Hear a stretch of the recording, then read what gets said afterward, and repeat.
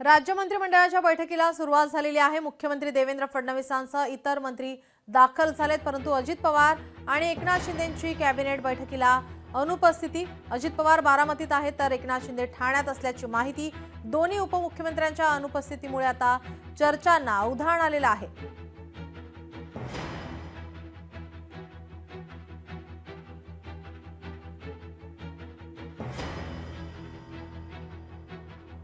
आपले प्रतिनिधी चेतन ननावरे आपल्यासोबत फोन लाईन वरून जोडले। चेतन, काय अधिकची माहिती?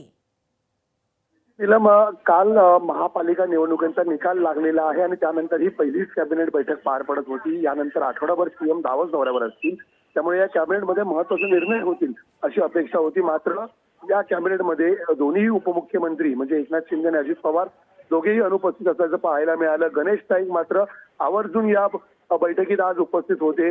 नवी मुंबईमध्ये गणेश नाईक विरुद्ध रंगलेला एकनाथ शिंदे यांच्यामधील सामना सर्वांनीच पाहिला आणि त्यानंतर झालेल्या वेगवेगळी वक्तव्य असतील आणि बॅनरबाजी असेल, त्यामुळे कुठेतरी भाजप आणि शिवसेनामध्ये नवी मुंबईमुळे कुठेतरी मिठाचा खडा पडलाय का असाही चर्चा सुरू होती। दुसरीकडे पुण्यामध्ये देखील उपमुख्यमंत्री अजित पवार यांचा कुठेतरी भाजपने दारुण पराभव करायचं पाहायला मिळालं।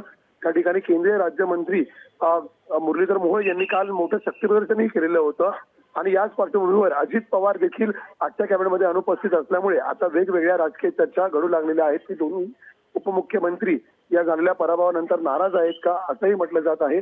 परिणामी आता या संदर्भातील अधिकृत प्रतिक्रिया दोघांकडूनही अपेक्षित असेल। नीलम जी, धन्यवाद चेतन, आपण दिलेल्या सविस्तर माहितीसाठी।